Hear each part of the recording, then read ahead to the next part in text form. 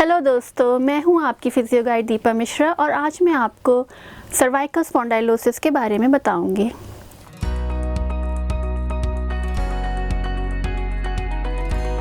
Cervical spondylosis जो है age related problem है। जैसे जैसे हमारी उम्र बढ़ती है सर्वाइकल स्पॉन्डाइलोसिस होने लगता है। ये कंडीशन ट्रीटेबल और मैनेजेबल है मगर क्योरेबल नहीं है। तो आप एक्सरसाइजेस के द्वारा इस कंडीशन को, सर्वाइकल स्पॉन्डाइलोसिस को मैनेज कर सकते हैं। तो चलिए जानकारी देती हूँ कि क्या होता है जब सर्वाइकल स्पॉन्डाइलोसिस हो जाता है।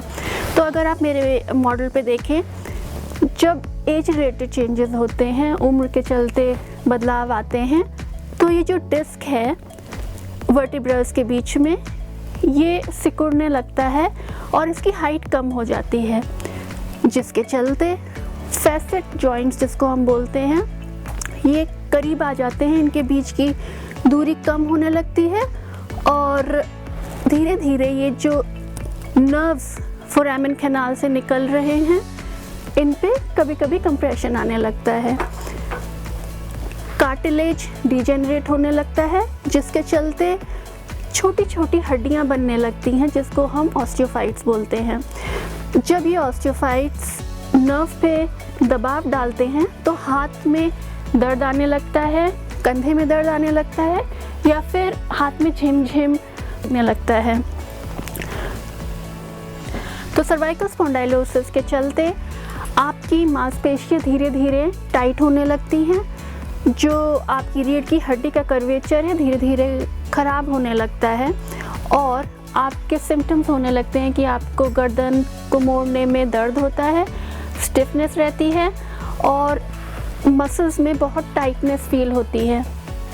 कोई भी एक्सरसाइज या एडवाइस पे अमल करने से पहले आप अपने डॉक्टर या फिजियोथेरेपिस्ट की राय ज़रूर लें और आगे ये सूचना ध्यान से पढ़ें।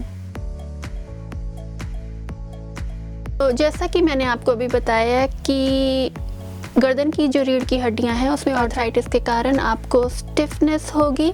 तो स्टिफनेस के लिए आपको एक्सरसाइज करना बहुत ज़रूरी है। अगर आप नहीं करेंगे तो मांसपेशियां टाइट होएंगी और आपको एक गार्डिंग की फीलिंग आने लगेगी कि मैं जितना गार्ड करूँगा, जितना मूव नहीं करूँगा, जितना गर्दन नहीं हिलाऊंगा उतना ही अच्छा है। लेकिन लॉन्ग टर्म में, लंबे समय में आपको बहुत ज़्यादा तकलीफ़ बढ़ सकती है। तो आप ये एक्सरसाइज करें अपनी गर्दन को स्टिफनेस कम करने के लिए। गर्दन को साइड में घुमाएं। आप ये मूवमेंट 8 से 10 बार दिन में 3-4 बार करें। ध्यान रखिए बहुत ज़्यादा पुश ना करें मूवमेंट। जितना आप अपनी दर्द को सहन करने की शक्ति के अनुसार कर सकते हैं उतना ही करें। दूसरी एक्सरसाइज जो आप कर सकते हैं वो ये है कि आप अपने कान को अपने कंधे की तरफ लाएं, धीरे से लाएं। फिर से ध्यान रखिए जितना आपका दर्द आपको अलाउ करता है उतना ही करें, किसी प्रेशर में ना आए। लेकिन गर्दन का मूवमेंट करना बहुत ज़रूरी है। तो ये भी आप मूवमेंट 8 से 10 बार दिन में 3-4 बार कर सकते हैं। एक में आपको क्योंकि मांसपेशियां कमज़ोर हो रही हैं, दर्द के कारण वो काम नहीं कर रही हैं, तो इन मांसपेशियों को आप कैसे फिर से एक्टिवेट करेंगे। तो अपना हाथ अपनी गर्दन के पीछे लाइए, इस तरह से रखिए और अपनी गर्दन को लंबी रखिए। अपनी थोड़ी को पीछे की तरफ लीजिए, जैसे कि यहाँ पे डबल चिन हो रही हो, और अपने सर को अपने हाथ में पीछे की तरफ धकेलें और 5 सेकंड सिर्फ धकेलें और फिर छोड़ दें। फिर से देखिए, गर्दन लंबी, आपकी थोड़ी पीछे की तरफ, सर को पीछे की तरफ हल्के से धकेलें या पुश करें, होल्ड करें 5 सेकंड और फिर रिलीज़ कर दें।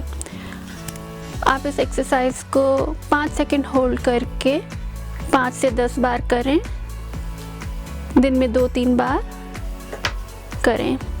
इसी तरह इन मांसपेशियों को एक्टिवेट करने के लिए आप अपना हाथ इधर लाएं, कान के ऊपर सर के पास रखें और अपने गर्दन को दाईं तरफ धकेलें धीरे से और होल्ड करें कम से कम 5 सेकेंड और फिर रिलीज़ कर दें।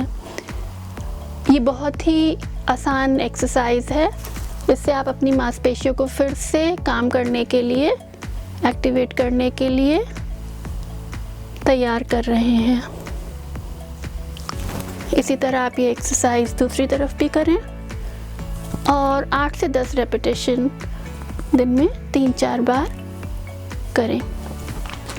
एक स्ट्रेचिंग है, अपना हाथ अपने कान के ऊपर लाएं और अपना दूसरा हाथ कंधे पे रखें और अपने कान को दूसरे कंधे की तरफ ले जाएं और कम से कम 30 सेकंड होल्ड करें। अगर आप 30 सेकंड नहीं कर सकते तो एटलीस्ट 10 से 15 सेकंड इस पोजीशन में रहें और फिर सीधे हो जाएं। ये एक्सरसाइज 1 या 2 बार ही करनी है। उसी तरह दूसरी तरफ भी करें। होल्ड करें 8 से 10 सेकंड, ज़्यादा से ज़्यादा 30 सेकंड और 1 या 2 बार ही करें।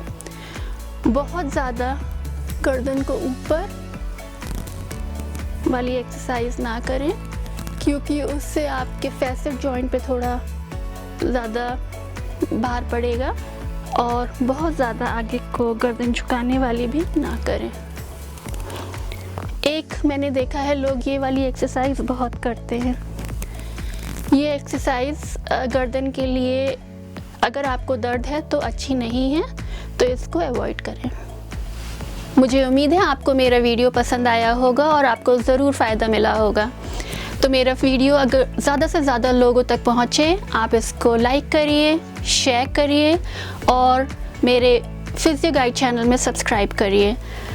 मैं हर हफ्ते एक वीडियो अपलोड करूँगी, तो आपको नोटिफिकेशन मिलता रहे, आप नोटिफिकेशन बेल पे भी क्लिक करें।